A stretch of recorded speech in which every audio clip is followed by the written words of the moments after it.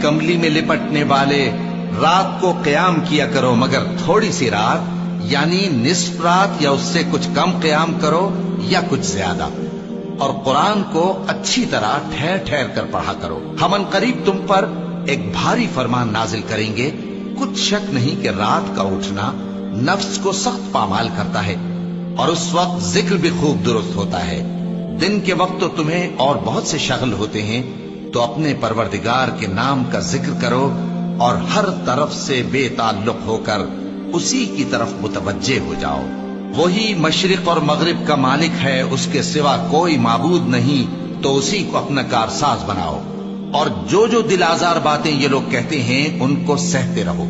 اور خوبصورتی سے ان سے کنارہ کش رہو، اور مجھے ان جھٹلانے والوں سے جو دولت مند ہیں سمجھ لینے دو، اور ان کو تھوڑی سی مہلت دے دو۔ کچھ شک نہیں کہ ہمارے پاس بیڑیاں ہیں اور بڑی زبردست آگ ہے، اور گلے میں اٹکنے والا کھانا ہے، اور درد دینے والا عذاب ہے۔ جس دن زمین اور پہاڑ کانپنے لگیں اور پہاڑ ایسے بھربھرے ہو جائیں گے جیسے ریت کے ٹیلے، اے اہل مکہ، جس طرح ہم نے فرعون کے پاس موسیٰ کو پیغمبر بنا کر بھیجا تھا، اسی طرح تمہارے پاس بھی محمد صلی اللہ علیہ وآلہ وسلم ایک رسول بھیجے ہیں جو تمہارے مقابلے میں گواہ ہوں گے۔ سو فرعون نے ہمارے پیغمبر کا کہا نہ مانا تو ہم نے اس کو بڑے دردناک انداز سے پکڑ لیا۔ اگر تم بھی ان پیغمبر کو نہ مانو گے تو اس دن سے کس طرح بچو گے جو بچوں کو بوڑھا کر دے گا، جس سے آسمان پھٹ جائے گا۔ یہ اس کا وعدہ پورا ہو کر رہے گا۔ یہ قرآن تو نصیحت ہے، سو جو چاہے اپنے پروردگار تک پہنچنے کا راستہ اختیار کر لے۔ تمہارا پروردگار خوب جانتا ہے کہ تم اور تمہارے ساتھ کے لوگ کبھی 2/3 رات کے قریب اور کبھی آدھی رات اور کبھی تہائی رات قیام کیا کرتے ہو، اور اللہ رات اور دن کا اندازہ رکھتا ہے۔ اس نے معلوم کیا کہ تم اس کو نبھا نہ سکو گے،